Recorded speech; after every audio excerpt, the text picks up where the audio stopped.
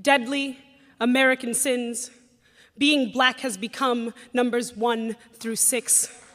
If this statement strikes you as radical, you haven't been paying attention. I bet you were surprised when the Martin verdict came in and guilt wasn't mentioned. And let's be clear, this was the Trayvon Martin case. George Zimmerman was never on trial. He murdered a child while we were more concerned with whether or not a boy had smoke in his lungs than the fact that he would never again use them. All over the nation, people claimed this wasn't an issue of race, that the outcome was legally on par, accusing the left-leaning liberal blackjack dealers of once again playing the race card. They asked, what would have happened if Zimmerman were black?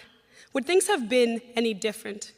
Well, of course they'd be different. If Zimmerman were black, this would have ended with a prison sentence. You can ask Marissa Alexander about any specifics that I'm missing, because for shooting a ceiling, she was sentenced to more time in prison than Trayvon Martin spent on the face of this planet.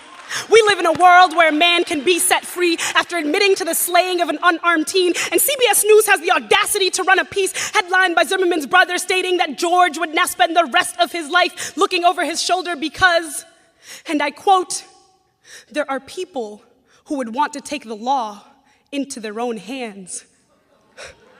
It's funny how some things are so black and white while others just taste like the rainbow. Red like the blood that stained the sidewalk where he fell after being profiled for walking too slowly. Yellow for the son of Tracy and Sabrina that shone bright by day but by night had stopped glowing. Green for the grass stains on pants that hung so low they heightened sensitivities without knowing. Brown for the identity Zimmerman played up for the all-white. Sorry, there was one Latino set that we now consider a diverse jury. White for the privilege Zimmerman wore when he was out doing his neighborhood patrolling. And black? Black is just another name for numbers 1 through 6 of America's 7 deadly sins.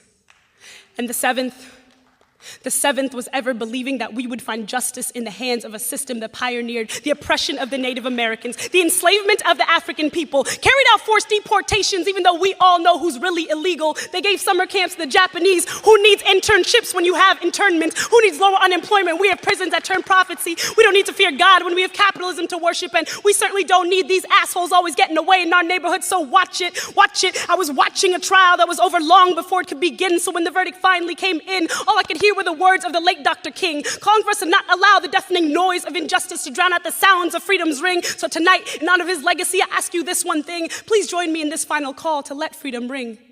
Let freedom ring from the rushing rivers of melanin that have overflown into our streams of consciousness so that people now claim we live in a post-racial society. Let freedom ring. Let freedom ring from the graves of Emmett Till, Fred Hampton, Sean Bell, Amadou Diallo, Oscar Grant, Trayvon Martin, Jordan Russell Davis, Mike Brown, and Zal Ford, and all the other brothers whose names we'll never know, because even in 2014, a black man being killed still isn't enough to make it onto the evening news. Let freedom ring. Let freedom ring. I said let freedom ring. Free at last. Free at last.